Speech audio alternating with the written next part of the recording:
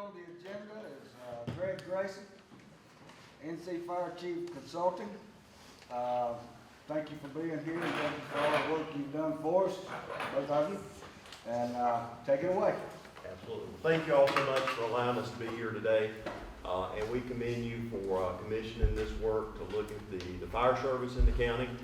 It's been our team's pleasure to work with this, to work with your staff, and the fire departments and fire chiefs. And so our purpose today is to review the information that we have been able to gather over recent months and cover that with you. You should have a notebook that has all the detailed information.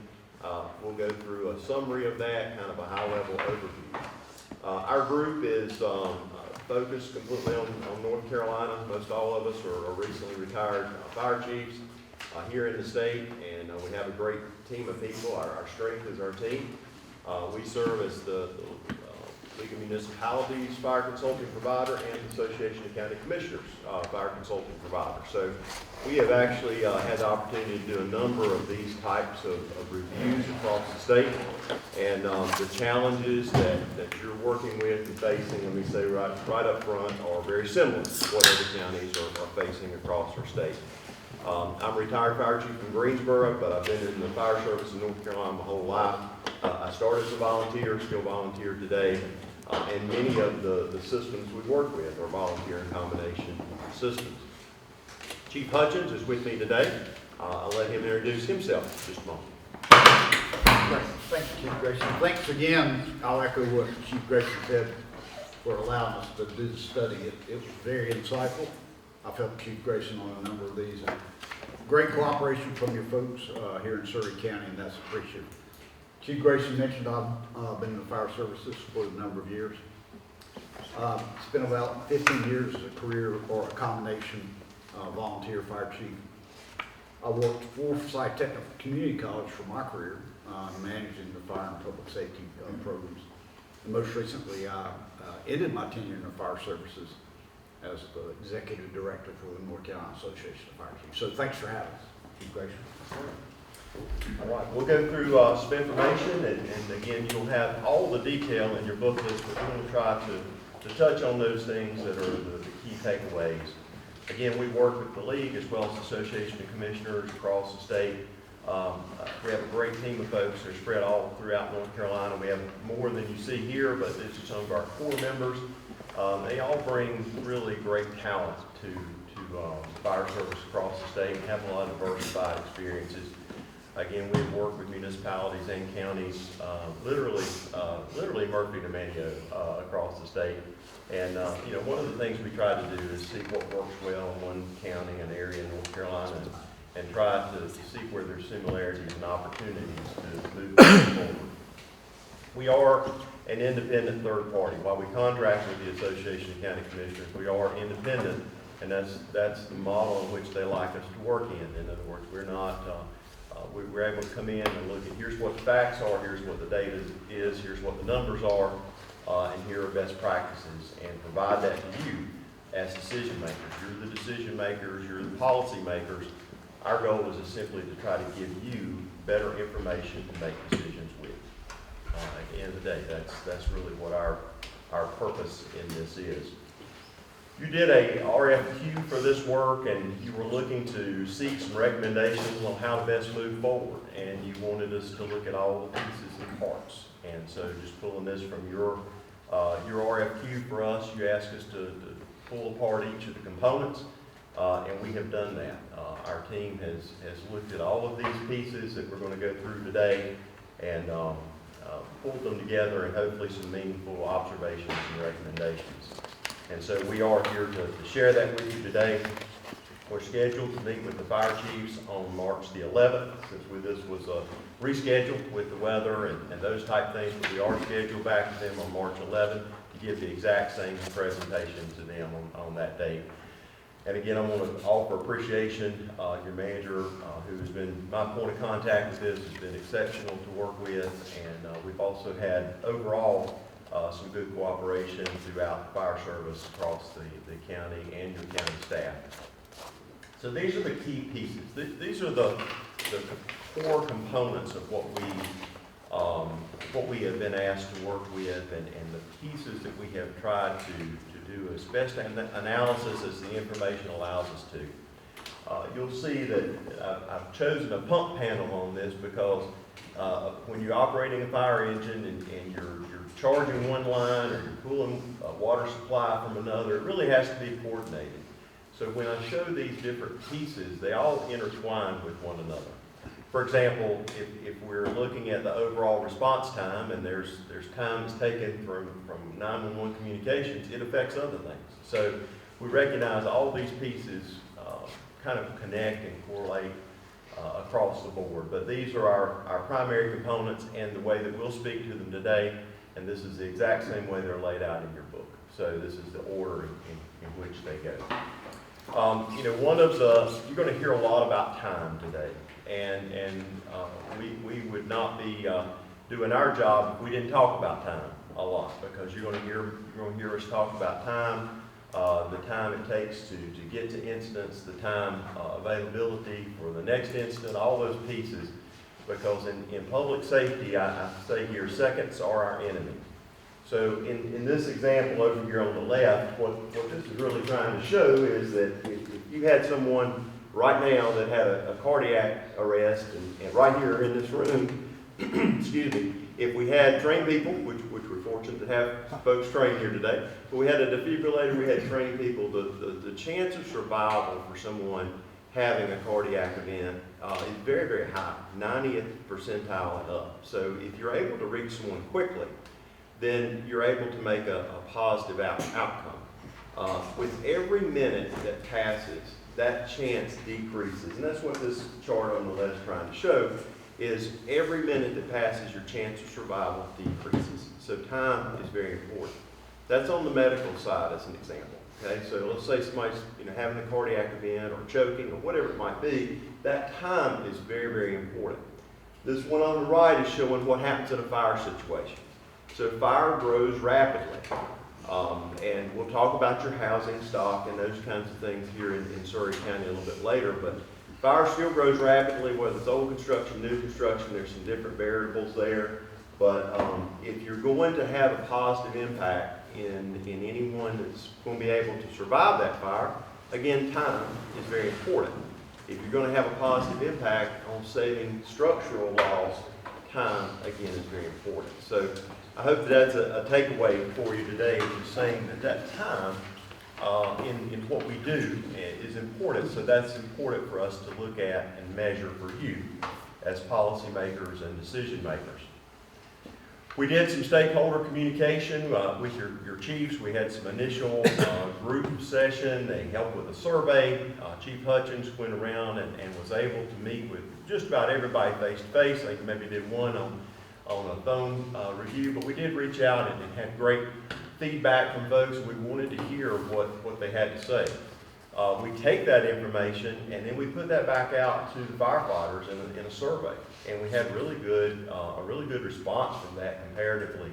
We feel like what we did is provide that information and ask the entire group to help rank that. What's number one priority? What's number two? What's number three? Those type things, so that we could really see what the entire fire service group thought of that.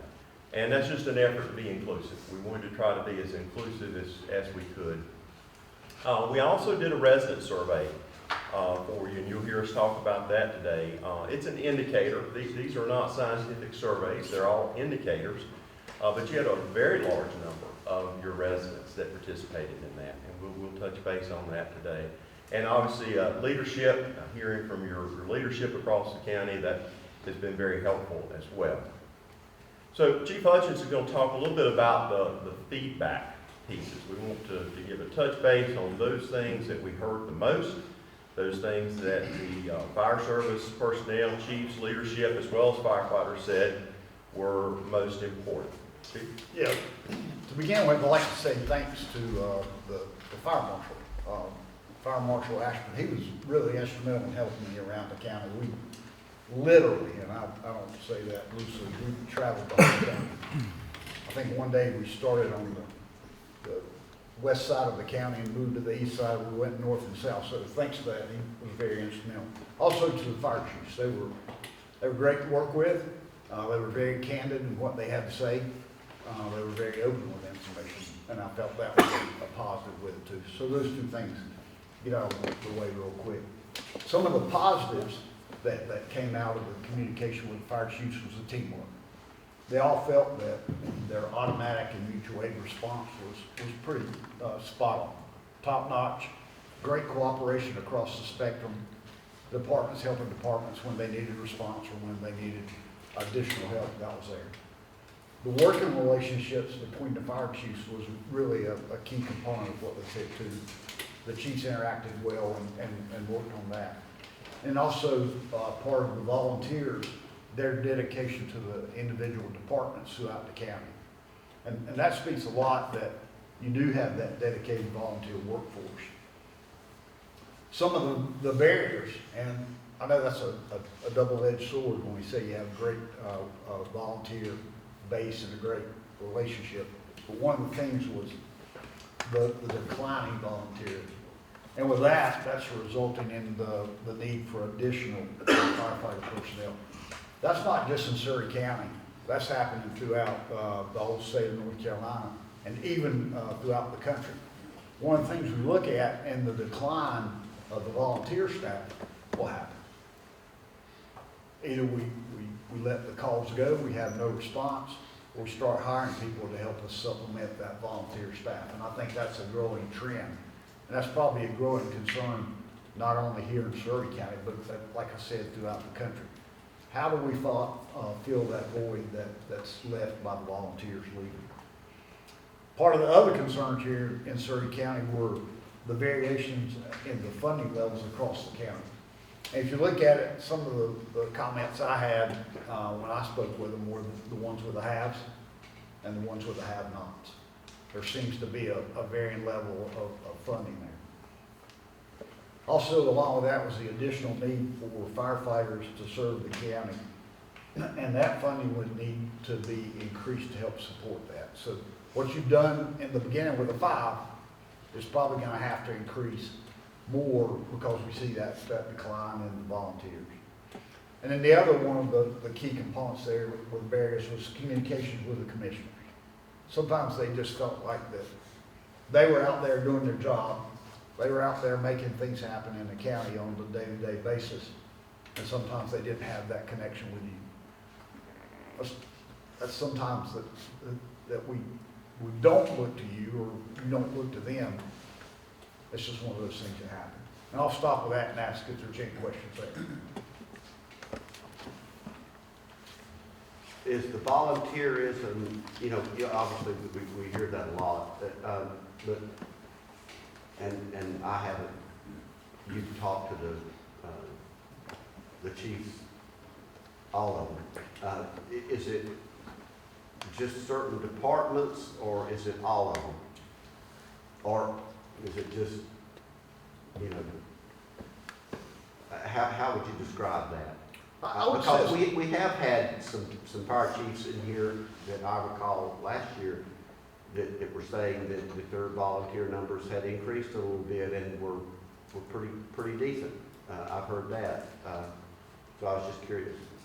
I think it's across the board. Great question though. It's across the board that you're seeing a decline. But with the department locations and the efforts to recruit and retain, it could be more up. But I think across the board, everything's down a little bit. One of the things that we did here, and I know for sure how that comment goes, is that you have the 80-10-20 rule. You have 80% of the members that are on the roster. You only have about 10% are doing the work. You only have about 5% that respond. So do you count that volunteer as a true volunteer if they're on the roster? Yeah. Or do you count as a true volunteer that's coming out and doing work? It's like most organizations. Exactly. You got 100 people and 10, 15 people is gonna do it all. That's right. And that's how it occurs with the volunteer system. Because again, what are they? They're volunteers. They're there because they want to be. They're there because they have a passion for what they're doing, or they're there to say that I'm providing a service to the community. And I don't know if that answers your question, but Yeah, it does. I guess it's just, it's a mixed bag. You know, I think it would probably vary from one department to the other. It truly does. Yeah. It does. And your specific numbers by department are there. It's how many people, what we're reporting is how many on the roster. Okay. You know, we don't really have a way to indicate how many of those folks are your really actives and nots, but I think the general percentages Chief Hutchins gave are correct. The next thing we looked at is what did Surry County do best to support those fire departments? One of the first things that came up was to look into a true high school firefighter academy. That seems to be a trend across North Carolina, that the local high schools run some type of firefighter academy. And at that point, you capture the youth that are looking to get into a career or want to provide service to their community.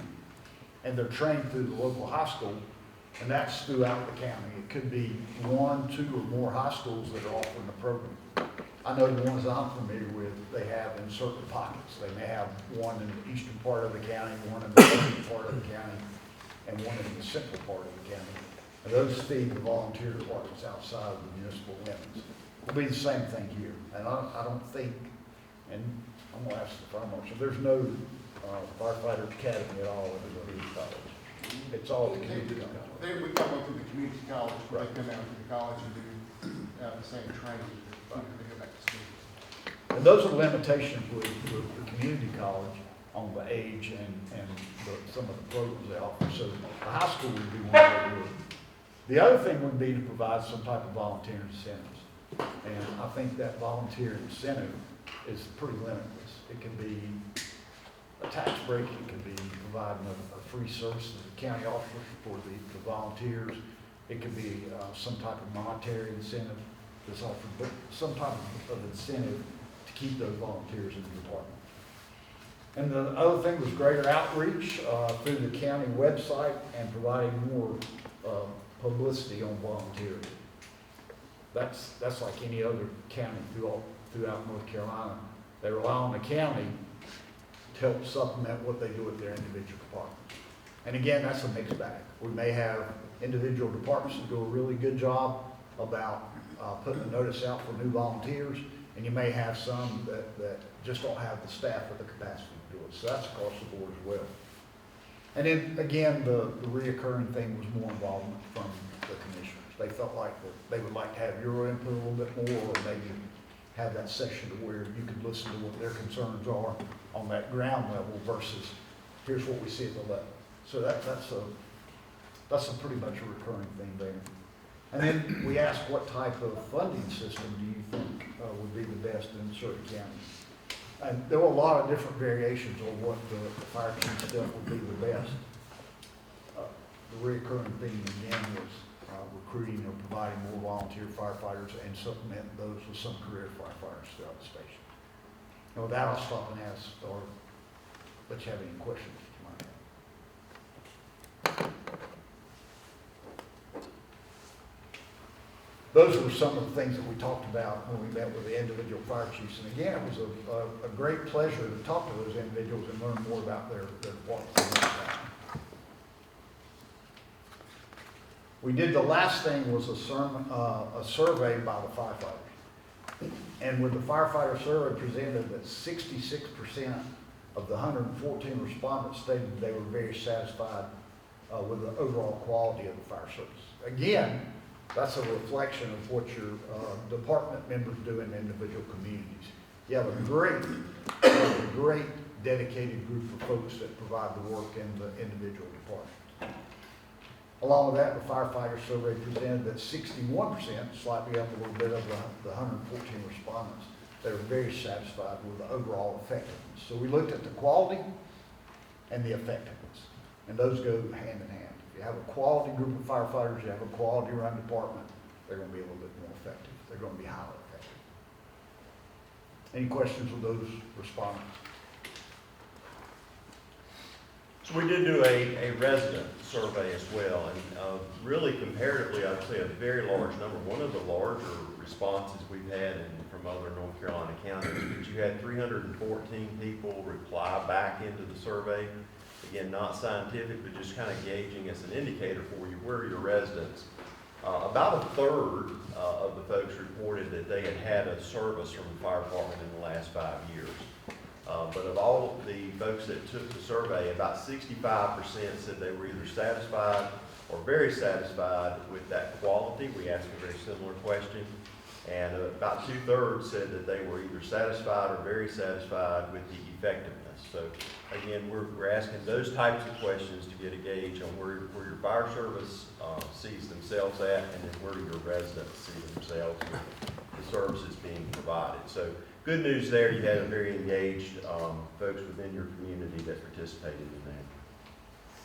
I don't know if y'all got the same papers that we do, but on page 3, it says the fire chief's responses to the current model of staffing assistance varied. Only 2 chiefs felt like the existing model was working effectively. Several other chiefs were at best neutral to the current model of the county reimbursing departments for their personnel. Several of the chiefs questioned the sustainability of the current model and noted that the expense of adding staff at every department would be excessive. In discussing the current state of the fire service, several of the fire chiefs expressed the need for greater transparency with the county and the departments. Could you expand on that a little bit? Yeah, so it's like with any organization that's out there. Sometimes they think that you only see it at the high level. And getting down to the level where they're at, the response, taking care of the equipment, taking care of all the requirements that are set forth by the state, they feel like that you really don't understand what's going on at that grassroots level. And if you do, then sometimes there's that failure to communicate that or be a little more transparent on what you know or what you understand. I think one of the comments I had was that maybe you as a county commissioner or you as the manager probably need to come out and ride the fire truck one day, or let them issue you a pager and see how many times it goes off during the day or the night. And I think that was part of the transparency. The folks that liked it pretty much had their operation squared away, and they had the funding enough to make their operation a little more streamlined. And then from there, we kind of go down the pyramid. It's good up here, but it kind of broadens out to the bottom. I get you. The answer there. And I think what maybe that comment I'd add to that and say, you've got so much diversity of size, the different sizes different departments cover, a number of people, so big diversity. There's a big diversity in the rates, the tax rates in the area. There's a big diversity in the amount of funding. You know, all those, the term that was used so much, the haves and the have-nots. And so sometimes when we ask chiefs throughout the county, you know, there's a pretty good consensus. This is what we need to do. I think what we heard in these sessions was, it depends on where you're setting at. If you're in a have or a have-not group, what your folks that you serve, how's your volunteers doing, it varies. It's situational, we would say. I think that's a safe statement. When we look at systems and what's impacting your systems, we do look kind of we started. Can you back up there one second? Sure. You use the term haves and have-nots. We're parroting what your chief said. Yes, sir. Oh, okay. Yeah. I don't know exactly what that is. That equipment, or is that tax rate, or is that staffing, or what? I don't know what that means. I think it's all the above. Is that district, Yeah. small district versus tiny district versus large district versus large tax base versus small tax base? It's really all the above. I think when, again, I'm not meaning to speak for the chiefs, but I think what they're trying to say with that is that some departments, their funding doesn't allow for any level of staffing or very, very little staffing. Others have more resources to do some staffing with. Some So have. at the end of the day, typically that would one would assume that term have and have not would refer to money. It almost always refers to money. Is that? I think that's the context in which it was. You refer to a banner town to a jotting down.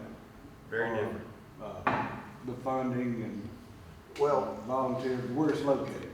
It's just Yeah, a, the cost of, and you're gonna hear me talk about, cost of equipment, tools, things that the firefighters have to have. You'll hear me talk about that today. And fortunately, that's the same for everybody. In other words, that those costs are pretty high, especially post-COVID. But you've got some that, pretty wide variety of budgets, and fairly wide variety of funding. So that's an issue. And you know, we, for the last 5, 6, 7 years, I think we've probably really concentrated on, and I know some of the departments have really concentrated on ISO ratings to help people on their homeowners and stuff, which is great. And some departments have, done very well with that.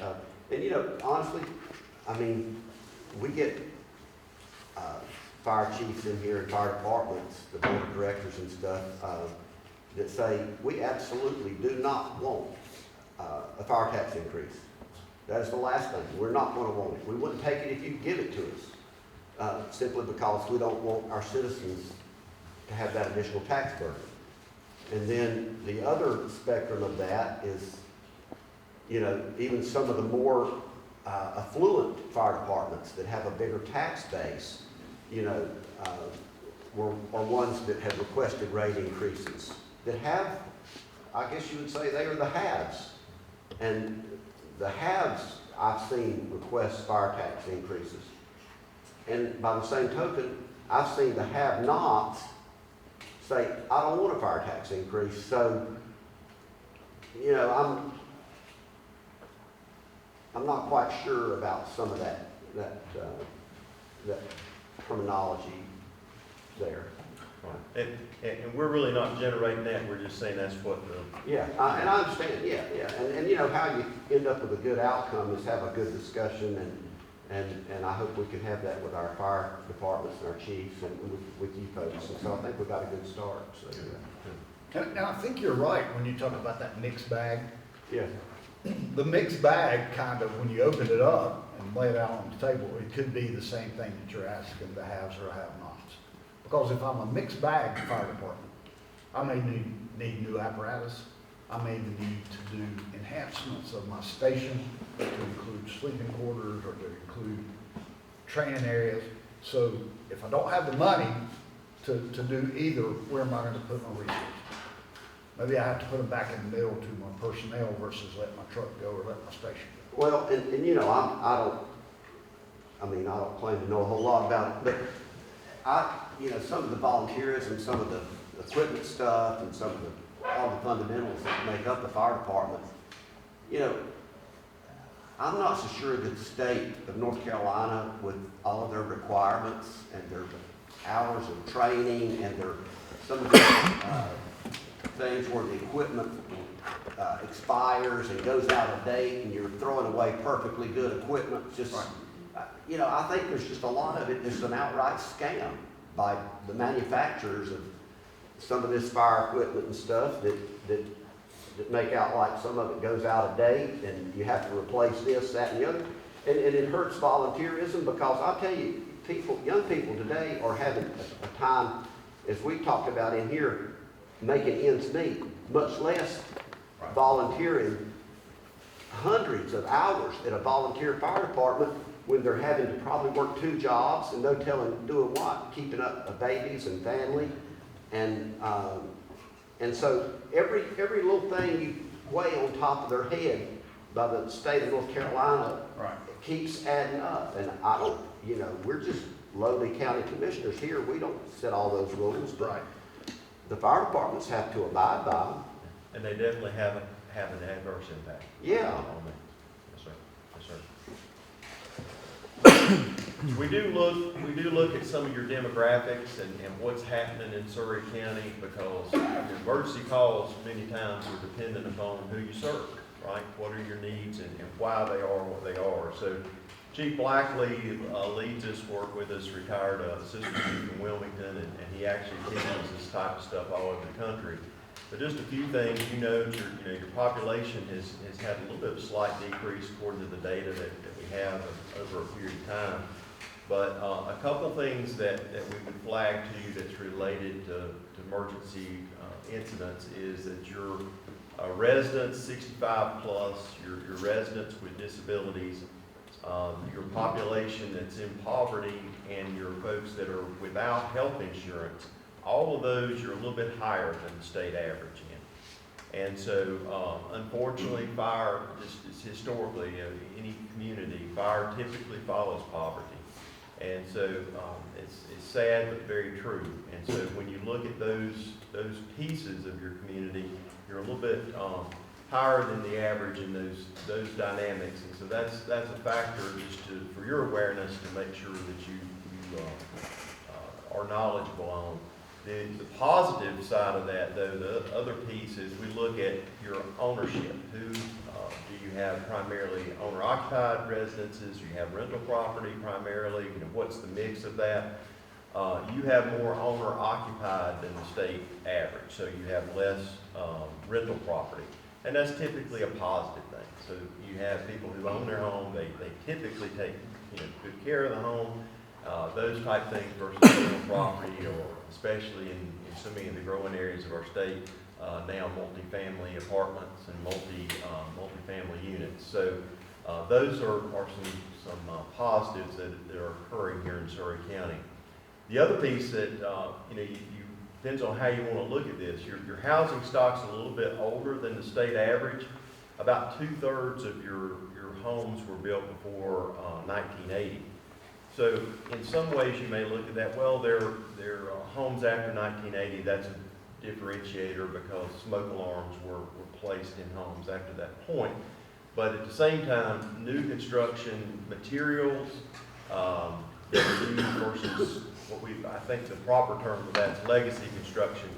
Legacy construction oftentimes is seen as a better built structure, and so maybe it would withstand fire a little bit better than some new construction that uses more modern materials and connectors and things like that. So gusset plates and other pieces like that. So the point's a little bit mixed bag, as we said here. You've got some things that are challenges within the county demographically, but you have more owner-occupied and you have a little bit of an older housing stock as well.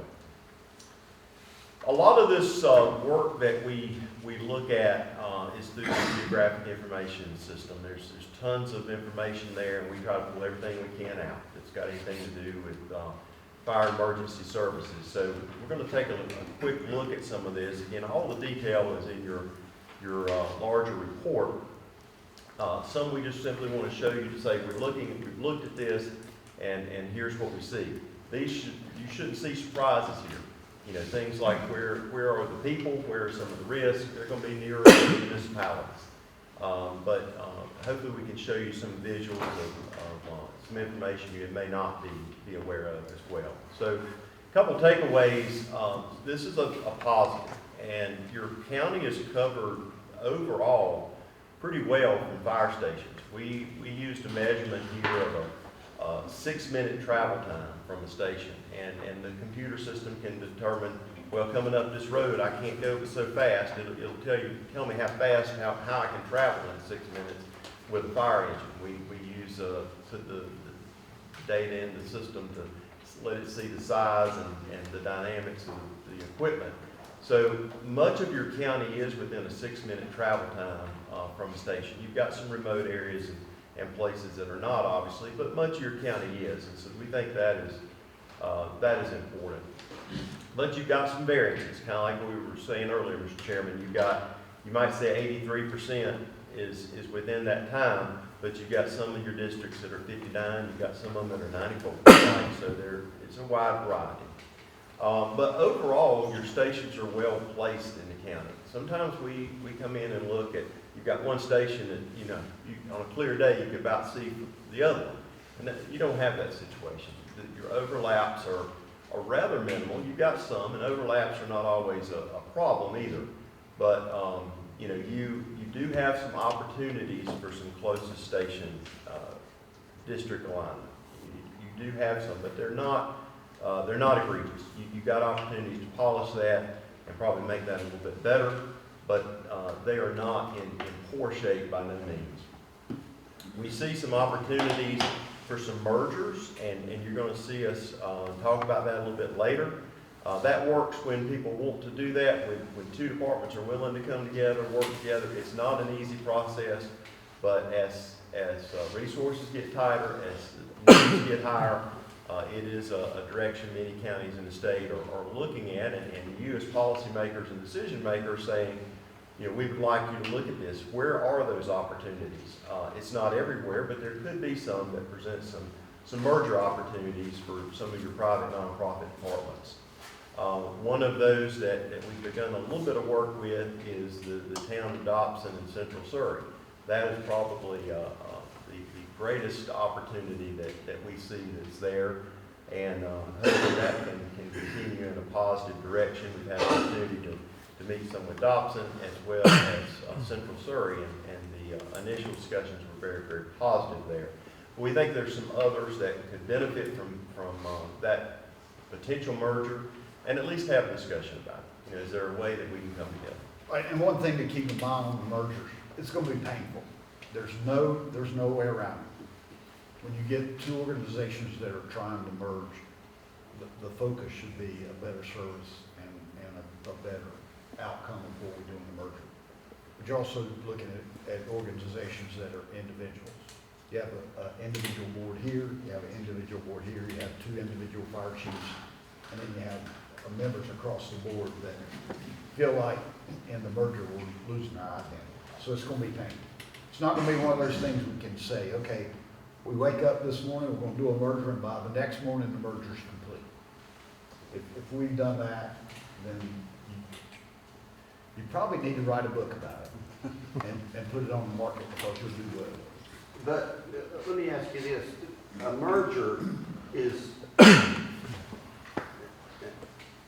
this may be crazy, but a merger is not going to help, I guess it's economy of scale. Where is the economy of scale in a merger that's going to either one, better your service, or number two, save you money? So number one is, in a merger, okay, this is a question, in a merger, what is the best, what is your goal? Is it better service, It's or really better efficiency? It's probably sustainability, honestly. In other words, we work with a number of mergers, and I'd say very few, if any, mergers that we've worked with in North Carolina are a money-saving situation. They might be more efficient. One of the greatest commodities is people and number of firefighters. So it might be more efficient. You might be able to group together better. You might be able to train you better, more effective, more efficient. But it's typically not money-saving. I couldn't tell you that we've seen that. But, you know, we would hope that there could be some dialogue about, is this a possibility between these two departments, and let them see if that is something that they would consider trying to look at. So it involves personnel. I think that's the primary. I mean, so it's personnel. You know, there could be, your station locations are not in poor sites. In other words, you're not in poor condition with being on top of each other and those type things. You've got some district alignment potential, but your station locations are not in bad places. So it's really probably most around getting the most of the people who are willing to volunteer, making the most of those volunteers.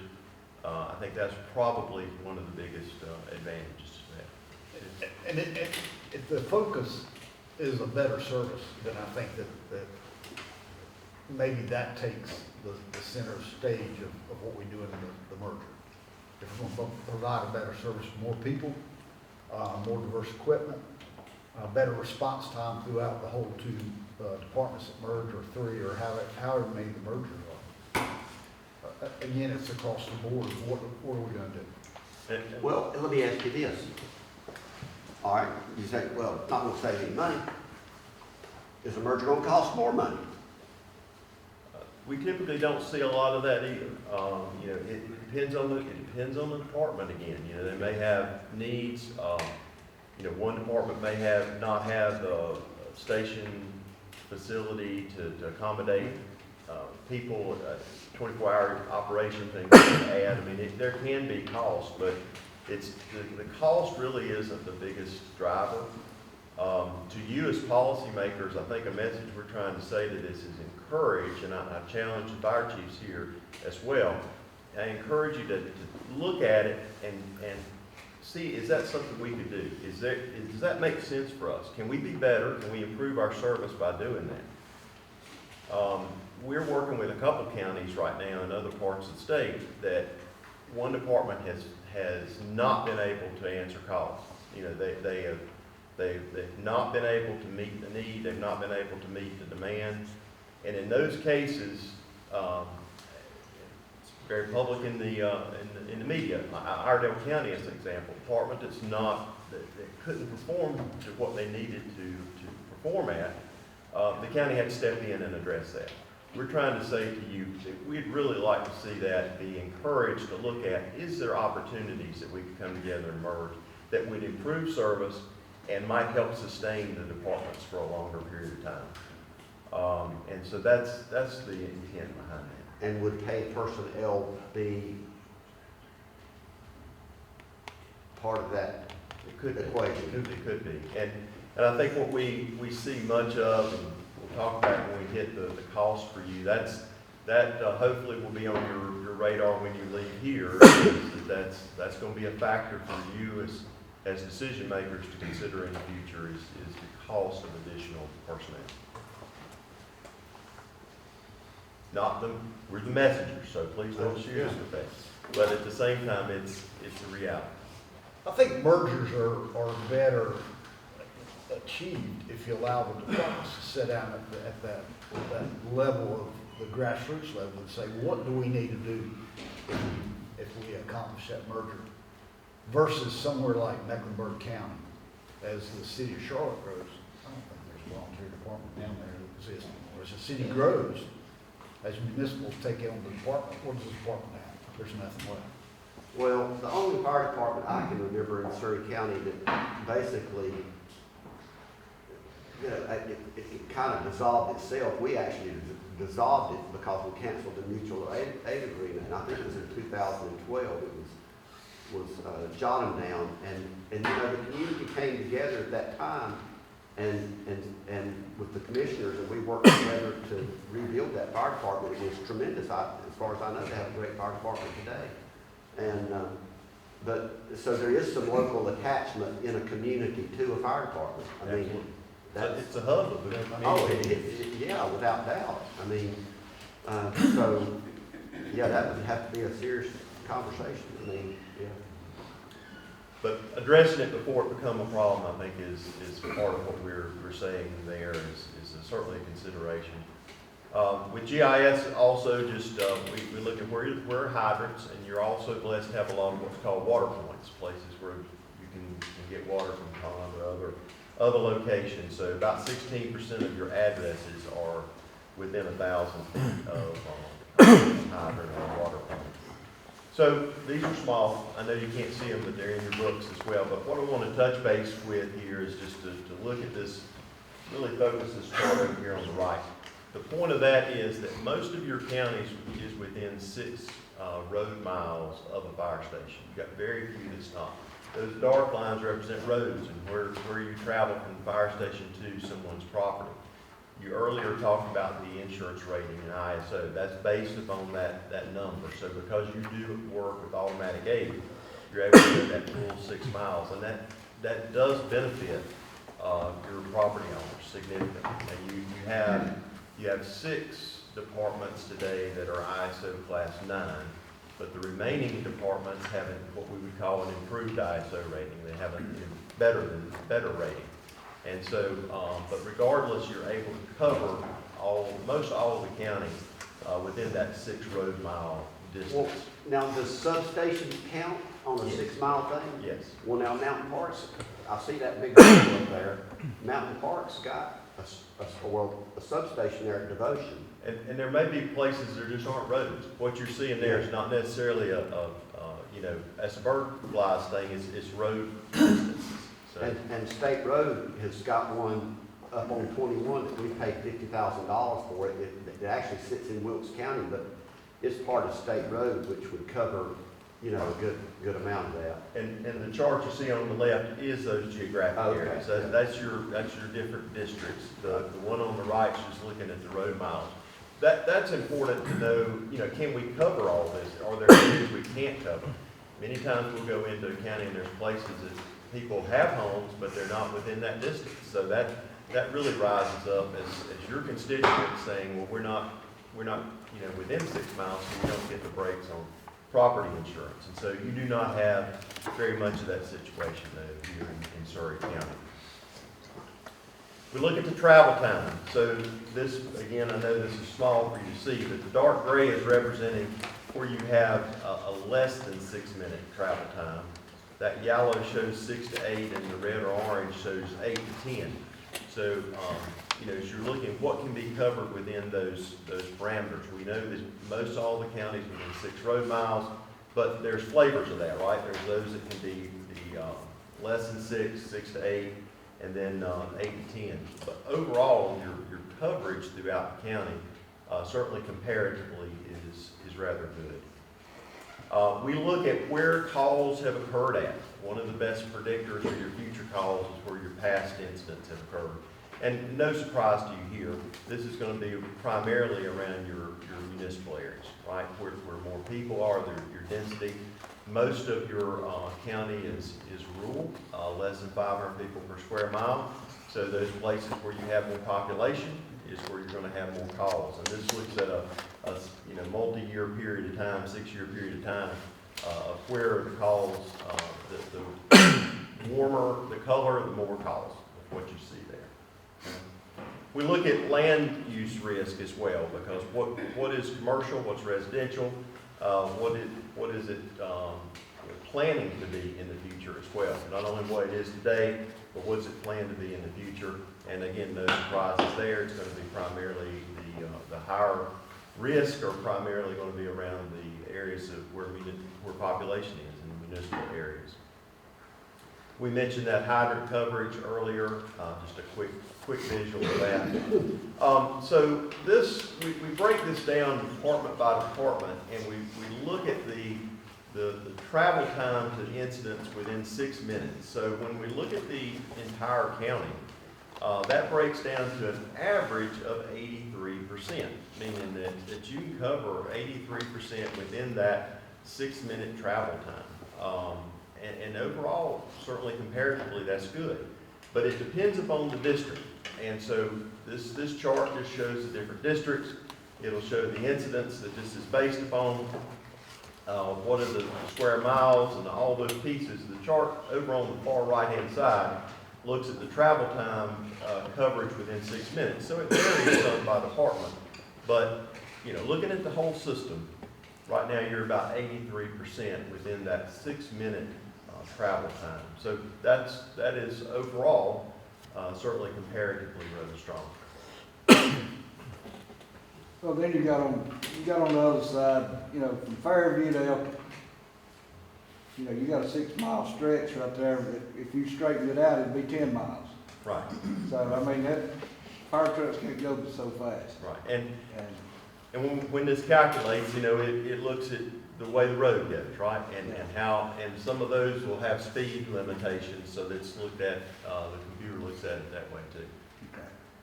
Okay. We do see that you have some opportunities for some closest station response.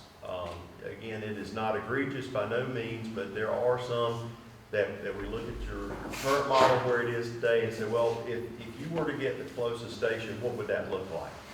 So this just shows what that is by distance and time. There's more that has to go into that equation.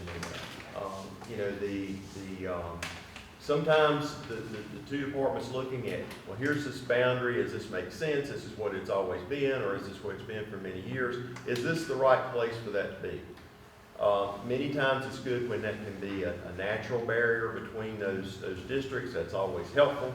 And whatever you do, I encourage you, never split a road where the right side is one district and the left another. I've tried to be a fire chief serving that. That is just a challenge, right? So, you know, this is a guide, this is not the full implementation, but to show you what it would look like from a distance and mileage coverage. You do have some opportunities to do a little bit of work with closest station, but again, not one of the number one things that jump out that we see as our team looked at. Which, that would mean, redefining the geographical boundaries of these fire districts, is that correct? So we're talking about response districts here. And so yes, so for your response district, for example, your response district and your tax district are one and the same. You know, are you getting the closest station responding to you? Most residents would think, I'm gonna get the closest station to respond. Remember the time thing I showed you earlier? If I'm having a medical emergency, time's important. If I'm having a fire emergency, time's important. So most people would think, well, I'm gonna get the closest station. You're pretty much there, but you've got some opportunities to polish that a little bit. It's not, you're not way off there, but one of the things, we can show you what the model and the computer said, but you really do have to break that down to the two departments looking at it, trying to make a decision, what makes the most sense. I'm not saying this is the model you should use. I want to be very clear about that. But having a discussion about, you know, this is what the model says, this is a starting point for a discussion. Does that make sense? Where could we make this division at? Don't split a road, you know, make sure maybe, is there a natural boundary we could use? Well, I mean, the basic common denominator would be whatever house it is in Surry County, that one or whatever, wherever it's at, what is the closest fire department What's the that closest could station? get to that house? Now, you're- I mean, is that what you're saying? Yes, I mean, you typically want to have it set up, ideally. So have it then set that would up. involve changes in geographical boundaries. Right, I mean, Yeah. you'd have some geographical boundary changes. Now, on structure fires, you're ahead of the curve with that because you're responding automatic aid with all the neighboring departments because you need to get enough people there to do the work. So even though I may not be the closest, you know, to Department X, I may be closer to Y. Well, Y and X are probably both coming to my house for a fire situation, but maybe not a medical or other type of call. So you probably have mitigated much of that with fire calls, but as you're looking at the system. Because 3 departments respond. Right, multiple departments respond to structure fire. So, It's 4. you know, you're going to be getting neighbors. Your neighboring department's probably going to be coming anyway. Yeah. But, you know, I think it's a worthy discussion to look at your boundaries and does that still work for you or not? You may look at that and say it does, but we would flag you've got some opportunity to polish that a little bit.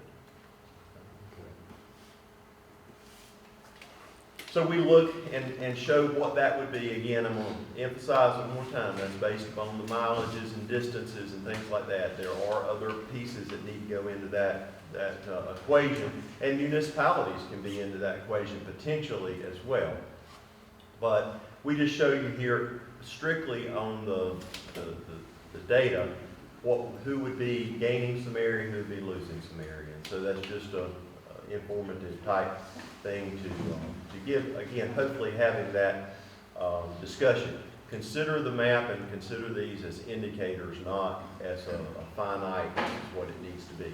We're not here to say that because we haven't gone to that level to have that discussion. That is a granular level, and we haven't been able to go to that. So going back to that, it Sure. looks like CC Camp would be the big winner.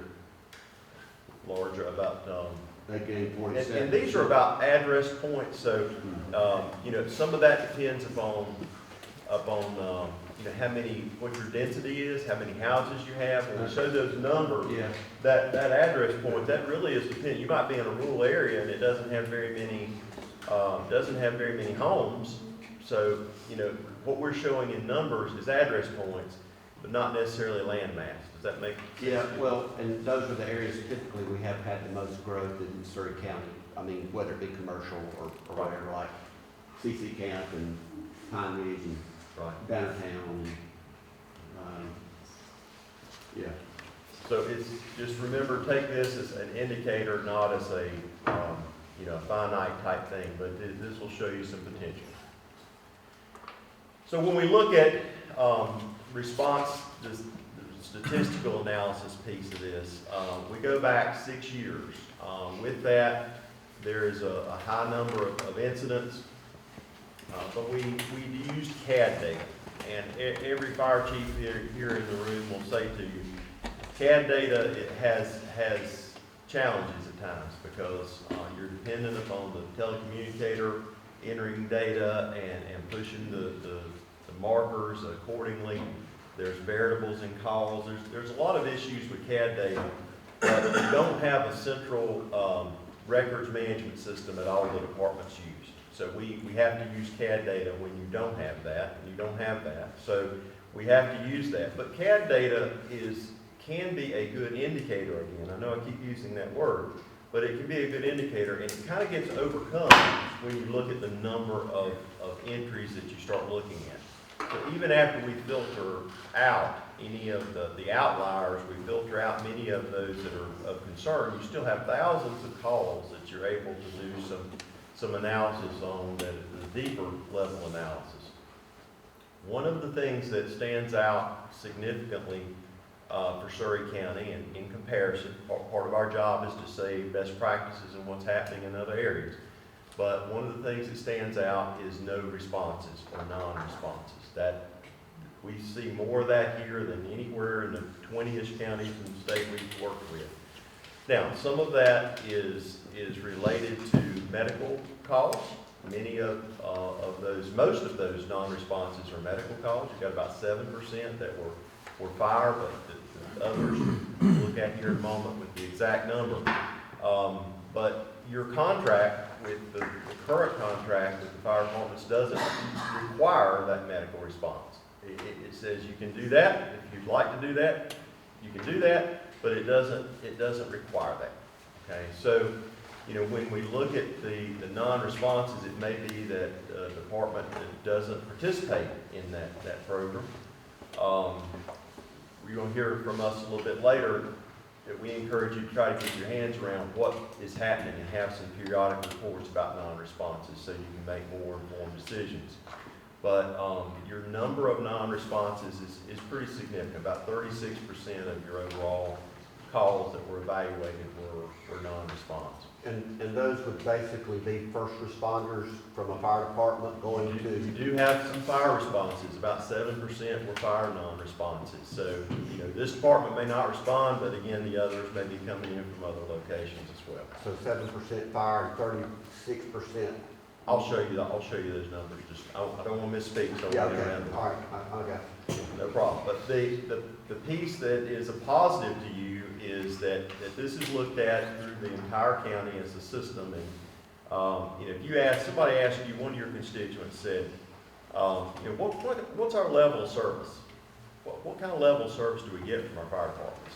The answer to that is backed up by the data. The answer to that is your first arriving unit to the fire department is there in 10 minutes, 19 seconds or less, 80% of the time. Now, it's important to note that does not include your 911 call and dispatch. That's from the time the fire department gets the call till their first unit gets there, 10 minutes, 19 seconds. And we'll show you a standard in a minute. You're going to say, hey, we're looking pretty good with that. But we're going to break it down a little bit for you as well. Now, in more urban areas, the standard looks at 90%. But in rural areas, the fire service standard for volunteer departments looks at 80%. And so that's why we use 80%. That's why we're using that 80th percentile. I'll show that to you in a moment. But 10 minutes, 19 seconds or less, 80% of the time is what your departments are providing over a 6-year period. And you're saying this is 6 years of data? 6 years of data. 6 years of data. And I'd be interested to see, in the past few years, as fire departments have added paid personnel, and the county's helped out with that, but some departments have more paid personnel, if that's increased or stayed the same. We're going to look at the day of the week and the hour of the day and Okay. take a look at that. Okay. And what you're seeing, what you're going to see to try to answer your question is, The same thing most counties are seeing, and the weakest link is weekdays. That's, to kind of jump to it, that's the place where there's the fewest number of volunteers available. That's the area we have the most staffing challenge with. Weekdays, daytime? Yes, sir. Yeah. All right, so when we talk about these different comparative standards, this is not a law. So unlike many laws that are out there, this is not a law. This is just a standard. It is not mandated. The only thing that's really mandated from a response perspective is that before any of your departments can go into a structure that's on fire, before they can go into that, they have to assemble at least 4 people. And it's called a 2 in, 2 out. You can't send people into a IDLH environment, something that's immediately dangerous to life and health, until you have a rescue team to get them out in case something goes wrong. That's a law, and that applies to everyone.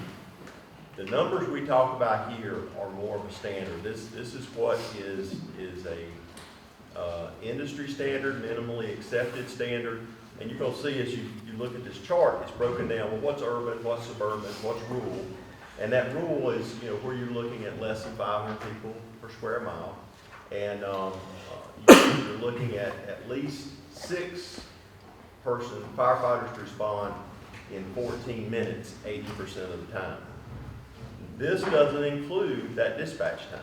This is focused on when the fire department gets a call. And the logic behind that is simply saying, well, they don't control the 911 center and 911 operation. Well, that's why it's written that way. So 80% of the time is what we're measuring against. We're looking for them to be there 14 minutes or less with at least 6 people. So the CAD data is good about saying when you get the first truck there. What's the time? How long does it take to get the first truck there? What we do not have out of CAD data is any indication about how long it's taken to get 6 people or 10 people or however many people is needed. We don't have a way to do that. We don't have a way to capture. Wish we did. And that's not a Surry County problem. It just doesn't exist. There's not a way to capture that out of CAD data, and because that's not something they measure. And so we're not able to capture that, but we are able to tell you. I'll go back for just a moment. At 10 minutes, 19 seconds, 80% of the time, you're getting your first truck there. Okay, so on the time for the first truck, you look pretty good against the standard. But what we don't know is how long it's taken to get that number of firefighters on the scene in a rural area for a volunteer department.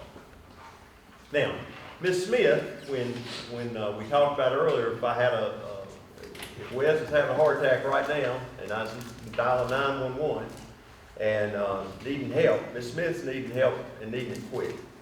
To her, it's a time for I make the call until the fire department shows up or EMS shows up. So to her, that total response time is really talking about that red line down there, right? I need help, I need it quick. When can they get here? Back to time. But there are pieces that breaks down. You've got the dispatch time, you've got the time it takes to get the wheels turning on the equipment, and then the travel time. We've talked about travel time quite a bit today, but we hadn't talked much about the call processing time or the turnout time. So, but to Ms. Smith, it really don't matter. She's interested in how long does it take to get somebody here to help. I'm having a problem. How long does it take to get somebody there? And so to her, that total response time is probably most appropriate. Are you talking about a fire? Are you talking about some kind of medical situation? Or? Either of the two. Either two. Either applies to both.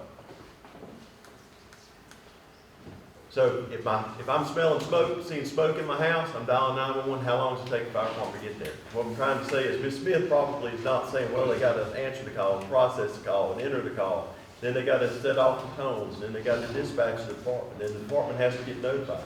Then volunteers get the pager, and then they have to drive the station, and they have to get on the truck. And then they have to crank the truck and get the truck moving, and get the truck on the road, and then they've got travel time. She probably don't think through all that, right? And she shouldn't. But we're just trying to say it's either way. And the fire department's not even obligated to respond.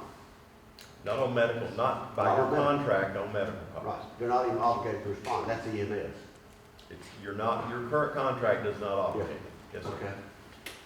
What we would say to you is that your call processing times, if you follow you follow that standard, the standard is set up both by ISO and the national consensus standard is looking for about a minute to process an emergency call.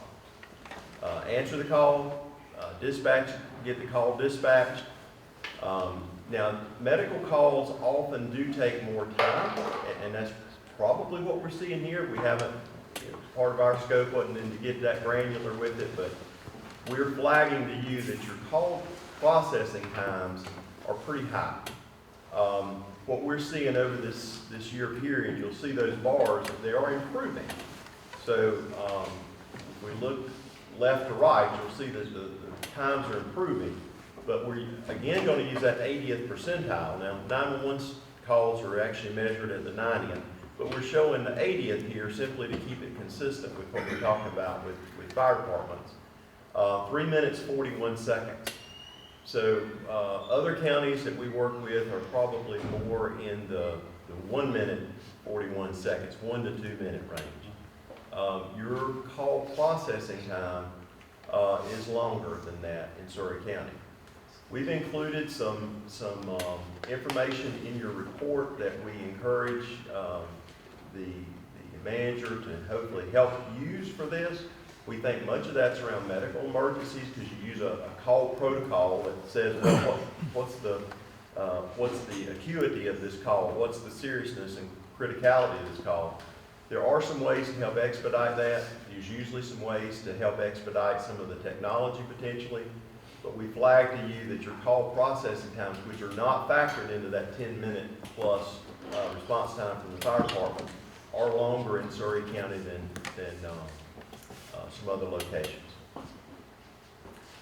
So kind of coming to your question, Vice Chairman Goins, a little bit earlier to when our discussion, when are your incidents happening? So we look at your response times over this time period. We look at the day of the week.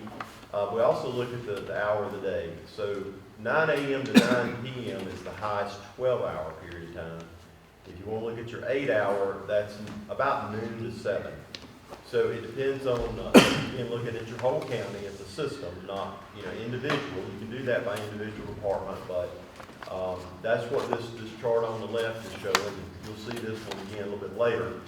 I do want to point out the one on the right. So when you look at this one on the right, this is broken down by month.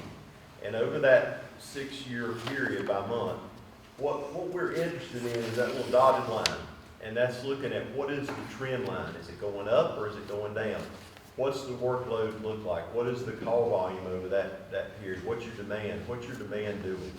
So your demand is actually going up over that 6-year period. It's not a dramatic amount, but you'll see some odd things happening around 2020, right?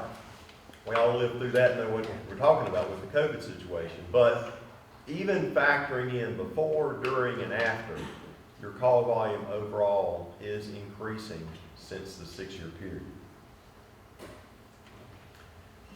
Now, this is small to see, but we break down and look at each department's response times, each department's workload as well. And I know you guys don't dig too deep into the data, but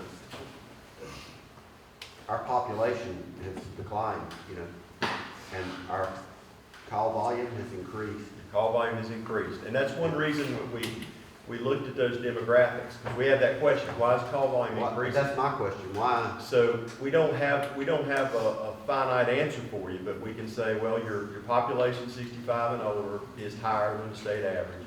Your poverty levels are higher than the state average. People without insurance are higher than the state average. So, okay, I don't have insurance, I don't have a doctor, what do? I dial 911. So, we don't know that those are the reasons, but that's one reason we look at that. What's different? What's happening here? Why would my population go down but the call volume increase?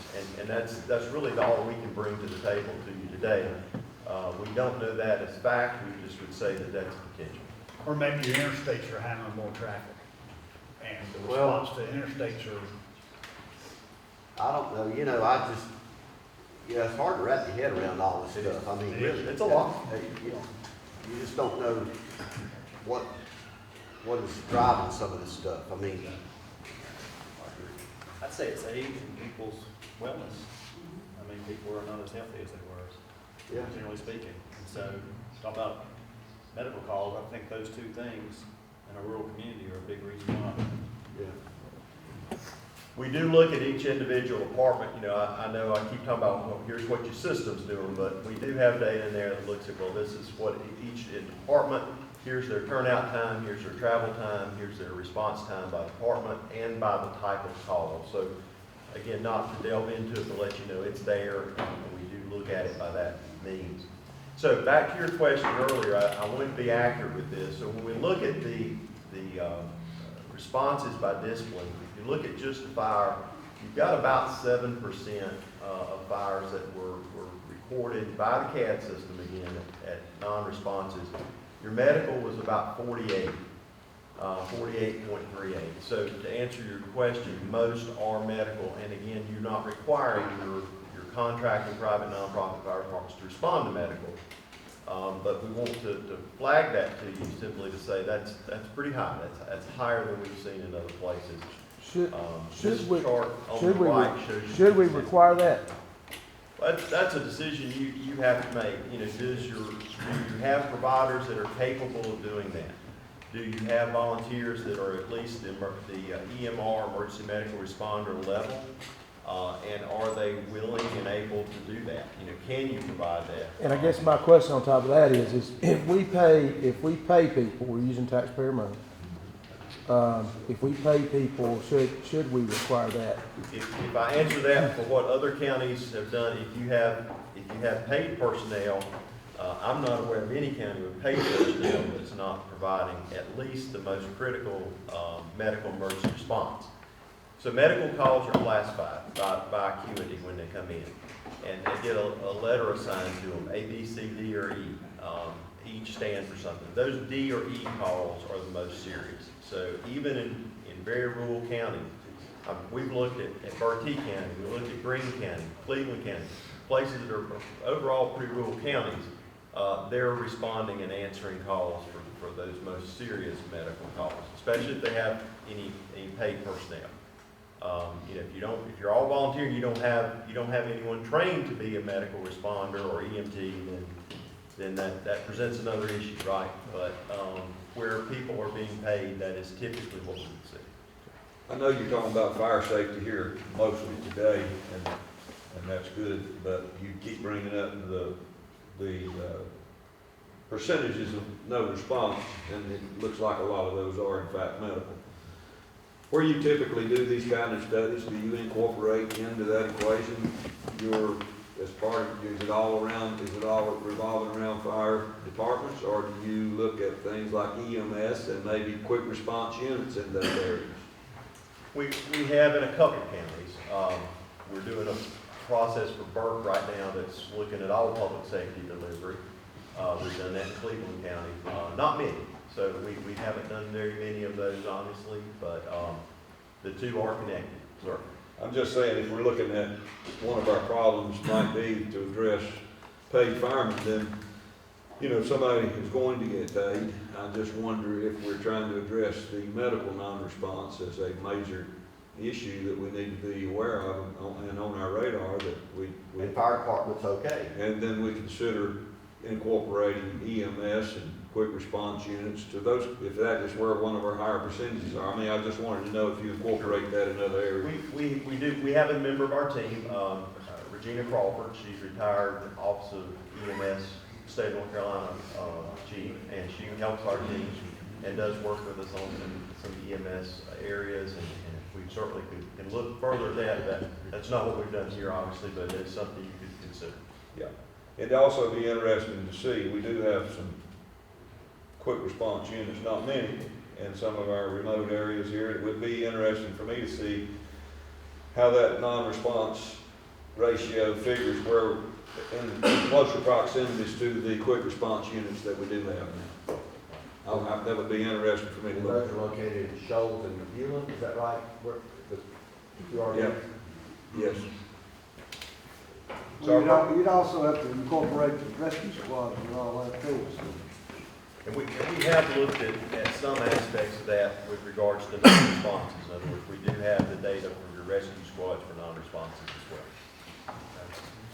Our reason for bringing this forward is to put on your radar, you have some, and it probably needs further review. At the end of the day, as decision makers and policy makers, getting a better handle of what's happening, when it's happening, and where that's occurring is probably a good track to follow.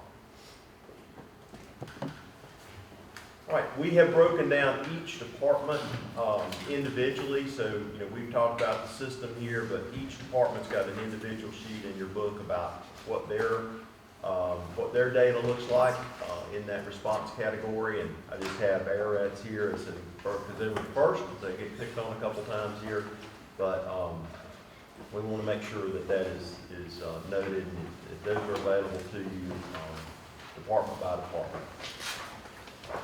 We looked at the physical and capital resource. So we had a lot of data and questions we were asking of your departments, and we appreciate those that participated and provided that information. We were able to get some information from the Federal 990 forms as well, and we've tried to pull all that together in hopefully a meaningful way that looks at the financial aspects of your department. One of the pieces we provided for you was going to each department, each station. We looked at all of the larger pieces of fire apparatus. We had a mechanical fire apparatus, mechanical expert look at that. He determined based on the consensus standard where it failed. Was it good, fair, poor, excellent? What type of condition was it in? He also made notes accordingly about what he saw or observed. Most all of your chiefs or department members were there when he was there, and so we were able to look at that mechanically, what's happening with your equipment. We also looked at your stations and facilities, and most of your facilities certainly were rather good, but we did look at primarily from a safety perspective of your facilities, but we looked at your apparatus. Why is that such a big deal? Cost of fire apparatus, and this is hard to believe, so I'm going to say it anyway, it has literally doubled since about 2019, 2020. So the cost of equipment has significantly increased. And it's not just the fire engines, tankers, things like that. It's also breathing air equipment. It's also tools. Jaws of life, defibrillators, all those things have gone up astronomically. So we've tried to capture those higher priced items, higher ticket items for you. We did look at 48 of your large fire apparatus and 25 of your station facilities. Overall, we'd say your apparatus was good in using the standard of how they're rated. They were overall good. There's some outliers there. But also the stations were rated as good. Not many of your stations are set up right now to handle 24-hour operation. About 15% of them are capable. As you move into the future, that will be something to keep on the radar moving forward. But your weaker piece of response is right now primarily weekdays. And so when you look at that, just be aware. But we did rate each station and also all of the apparatus. You have one service district in the county. Everything else you have are rural fire tax districts. And just a quick background on that. Rural fire tax districts were primarily put in place through the state as what we call Chapter 69 districts. They were primarily put in 60s, 70s, maybe a little bit in the early 80s. From 80s forward, most things have been put in place are service districts. So I actually went to the State Board of Elections a couple years back, like the last one we could find that was voted on was in the 80s. So it's for rural fire tax districts. So most counties are making a transition to service districts. Service districts just allow you to make some of those tweaks and modifications between districts as needed. Either are funding methods or mechanisms for you. You can only do what the state allows you to do.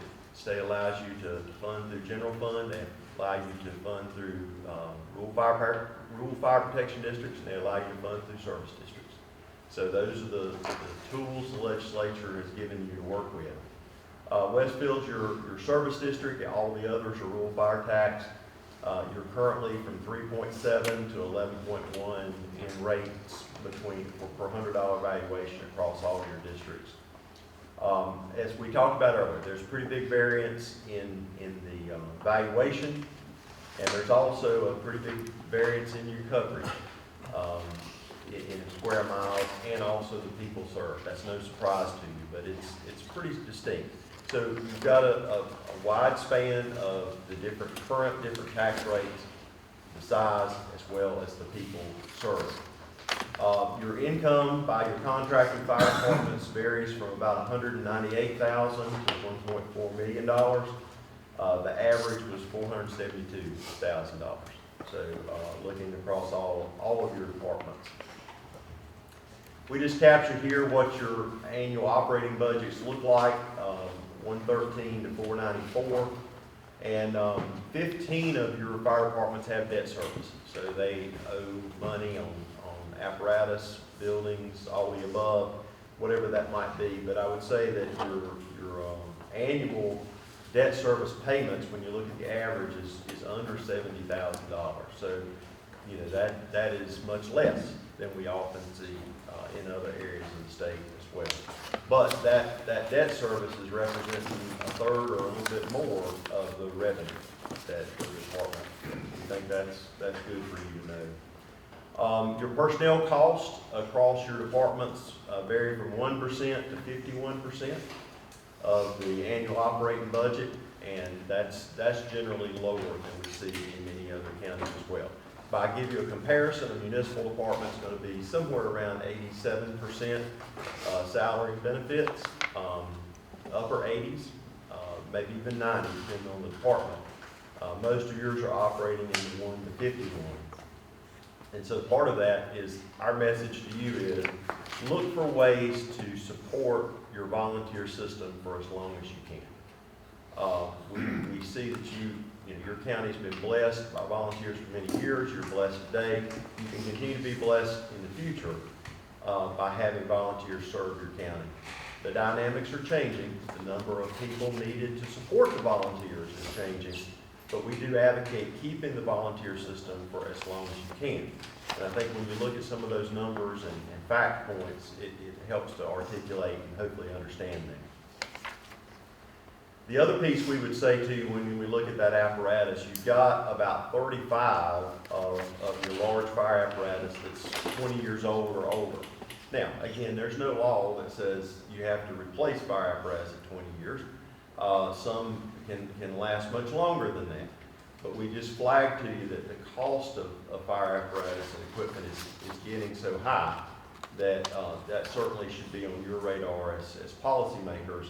And you do have quite a large number of vehicles that would be eligible for replacement. Now, we did a second wave of this, though. So we captured what was there. We looked at the mechanical condition. We looked at the age. But we came back again and said, okay, of this equipment, what is needed? Here's what the department has, but what's needed to maintain the ISO rating? Now, your 6 departments that are Class 9, you'll see in your chart, they kind of just, there's a very minimal amount that's needed for Class 9. So they all kind of look very similar. But your other departments said, okay, well, what's the basic fire flow for this district? What's needed? What types of equipment, what number of engines are needed for that district? Chief A.C. Daniels did that for us. He ran the state's rating system for a number of years. And so he was able to help calculate that for you and show you, well, this is what you need, this is what you have. And we've given you data with each of the departments to say these are the pieces of equipment we think mechanically look to be in poor condition. So as you start looking at request to replace or need to replace, you need to look a little deeper. Well, what's the mechanical condition of that? Is it a truck that's needed or not? You know, those type of things. And we've hopefully given you the tools and information to make those decisions with more information.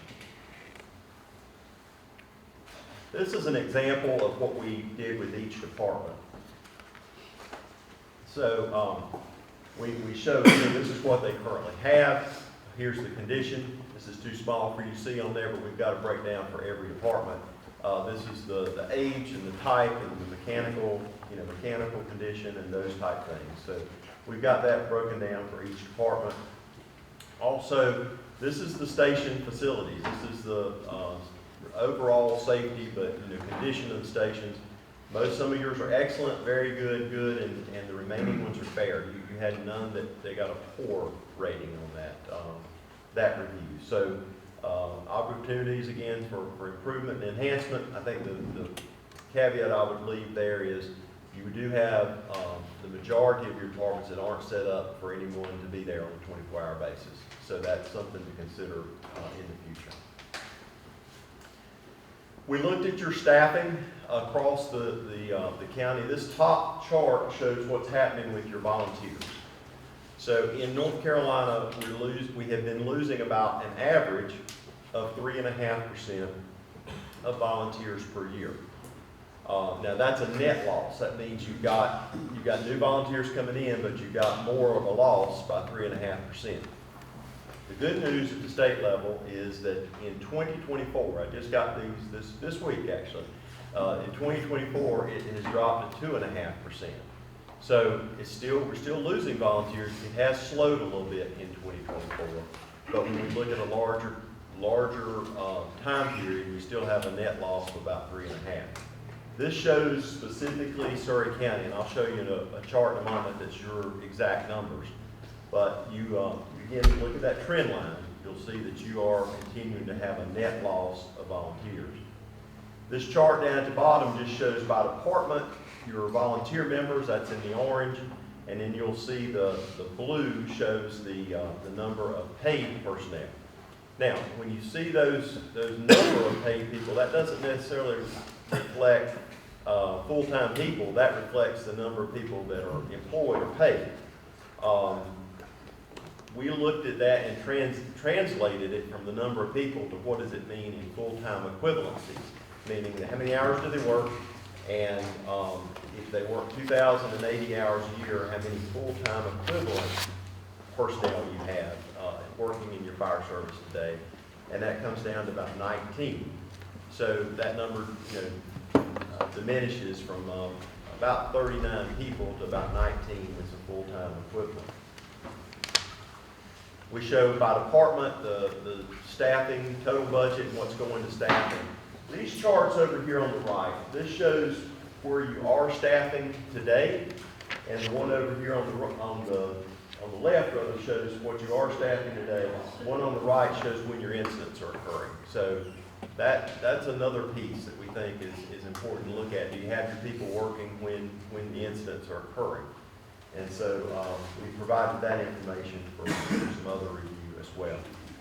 Here are your specific volunteerism numbers for Surry County. This is pulled from roster. As we said earlier when Chief Hutchins was explaining, we can't tell you what is it 80-20, is it 70-30, is it 90-10. We can't tell you how many people are active volunteers. It's typical.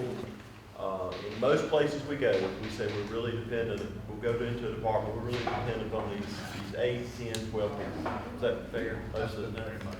So we're really dependent on this. But this is who the chiefs have put on the roster and filed it with the state. And so when you look at that, your average loss over this same time period is about 1.4% per year. So that's good news to bring to you too. Unfortunately, it is a loss, but it's less than the state loss, and the best year the state has had is 2024 right now at 2.5%. The average is more going to be at 3.5 number. So you are losing fewer volunteers than some other places in the state.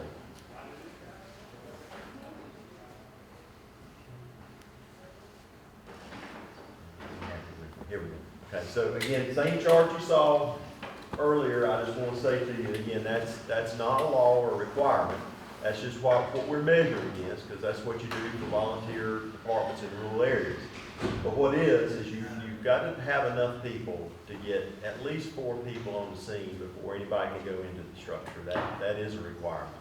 So we kind of try to put the two of those side by side just so you can see them Even if somebody is injured in that structure and you can hear them screaming? If there is a Still known can't go in? rescue, there's an exception. If there's a known rescue, you can go in before you have the rescue team in place. Okay. That is correct. And you have to make some determinations sometimes. You know, do you pull up at 2 in the morning, cars are there, toys are out in the yard? Okay, somebody might be in there, right? But, you know, there is an exception to that. So we would say to you, know, it's continuing to be just an emphasis on staffing. We have put a sheet together for each department about everything financial. So you'll see by department, all the stuff that's about that department individually listed in your book. Well, you look at your service contract, and with your service contract, we would recommend you revisit it. It's been a few years since your service contract was in place, so we made some recommendations. We've given you some other counties to look at as well. And some are smaller counties, some are some larger counties. We've given you some examples. Decide what you want in your contract or agreement. As an example, you asked about, well, should we have this response in there or not? That's the place to put it. Right now, you say it's optional. So that'd be the place to try to put that. Quite a bit has changed since your last contract. So good opportunity, especially with volunteers. So good opportunity to review that, and hopefully we've given you some tools to help make that an effective transition. Let me jump into recommendations. And again, we want to thank all the folks that helped get us the information to be able to do this.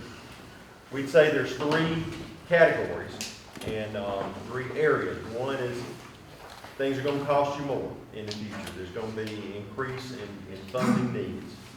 Number 2, the need to work to keep the volunteers you have first and help recruit new volunteers. And number 3, some service delivery system funding options. That's where you look at, well, are we doing the right thing with the model we're using today? Should we look at service districts? Should we look at overlay districts? Those types of pieces. So with funding, I think we've covered this pretty well in our discussion. I want to kind of pull it together, though, to say that the staffing piece is going to continue to be a big issue in the years ahead for the foreseeable future by all indicators for you.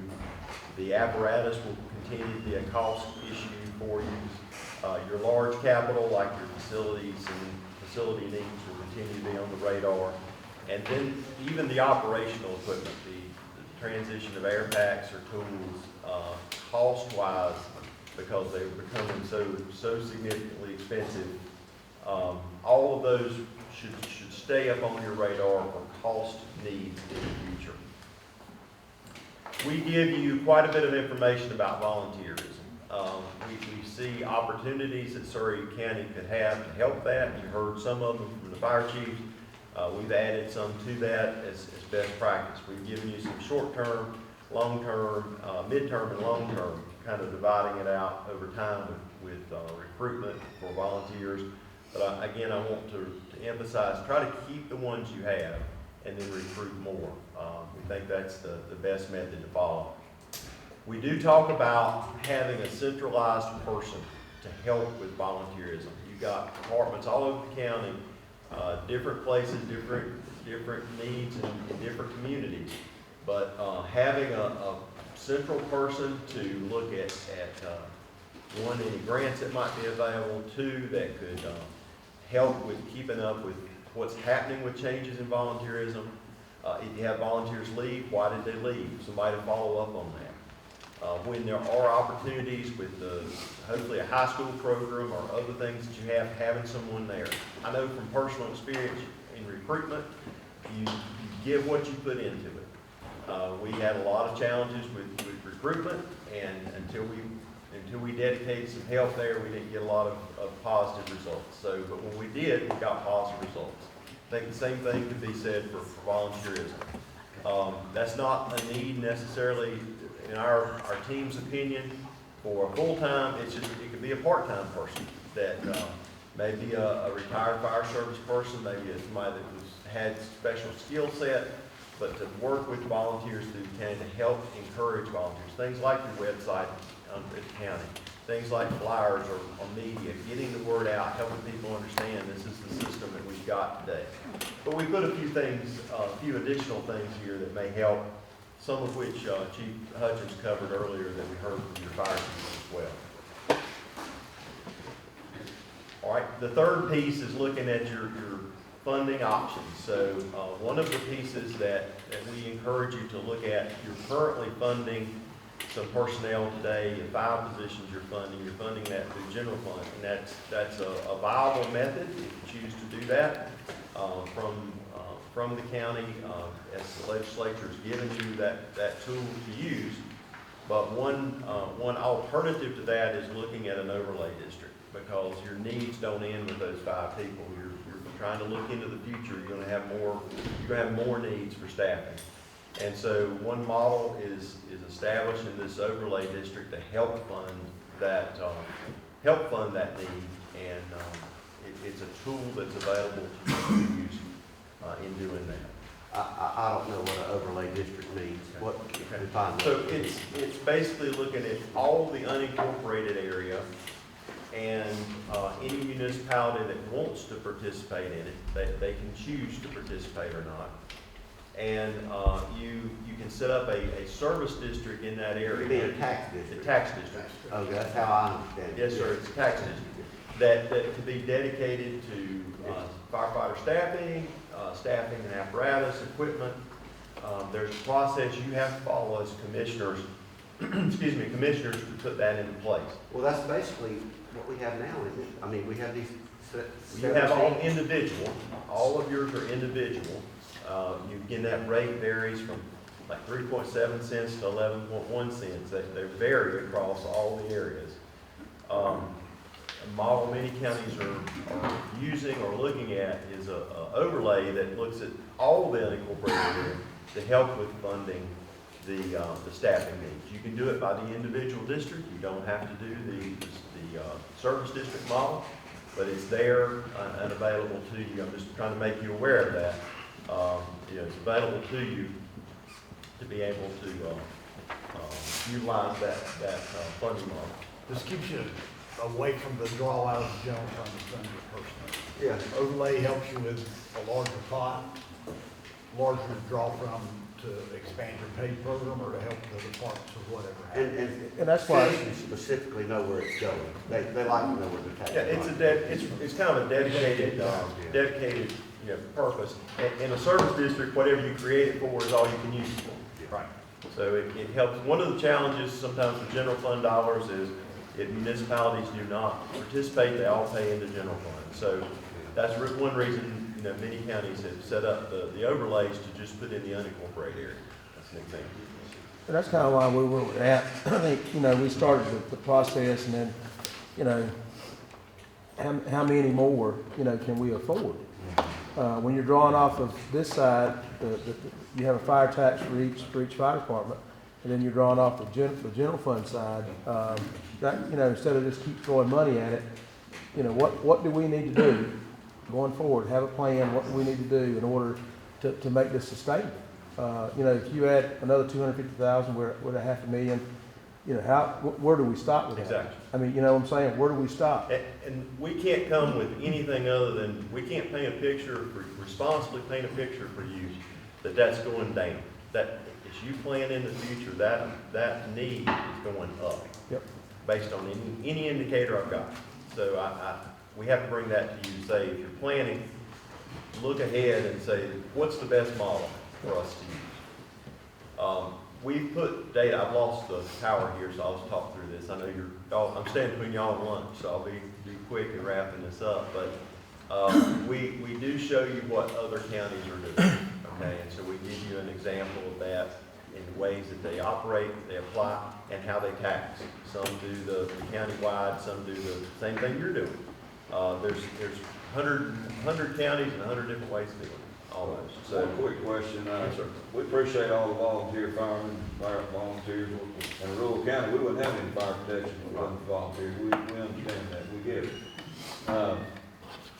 Going forward on funding, and you know, I'm just curious, you said earlier in the presentation, you know, you got the 80% of the, you know, people that may be involved in the organization don't do a lot of the call response. I understand that. I know how it works. It's not unique to just fire, I'm sure.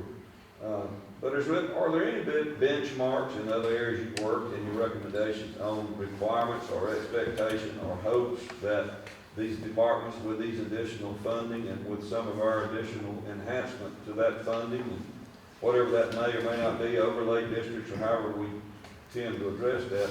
I mean, as far as benchmarks like how much participation do they conduct and carry forward in those departments, response times, ISO achievements, those kind of things. Are there any of those benchmarks that are suggested from you as a consultant as well? Certainly. So we put, you know, you had the idea or recommendation of incentives. We put some examples of that some departments have been successful with some volunteers in doing that. It's kind of a point system. How much do I train? How much do I come to the calls?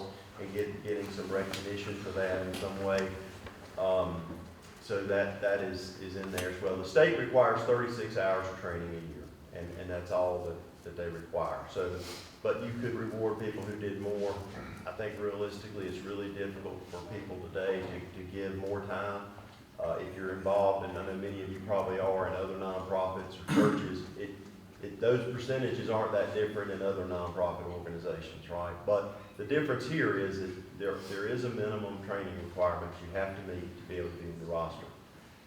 Most things beyond that become incentivized. What we would say to you in the counties we've worked with, if there is the ability to put some help, especially in your weakest points, which are weekdays primarily for you, if you can support the volunteers during that time, then you can sustain the volunteer system longer. Meaning if you're still having good night and weekend response, if you're able to do that, help in the times that you can, and you can help sustain the volunteer program longer. Without it, it may fail. So where we're bleeding most is what you would recommend we address most. That's what you do, right? Yeah. Where your weakest links are is what you try to address first. Yep. Understood. We would like to thank you both, Mr. Grayson, Mr. Hutchins, for all the hard work you've done to prepare all this information. Today's meeting probably be a whole lot easier than the March 11th meeting. So we know that, looking around the room, all these guys got some questions. You've given enough information where I'm sure they're ready to ask some more questions. But we want to thank you again, and we want to thank you all for all the jobs that you do throughout the county. Thank you. And, We appreciate the chance to so- work with you, Manager, and Surry County, and the fire chiefs as well. Yes, sir. Thank you. Thank you very much. Sam, would you bless the food?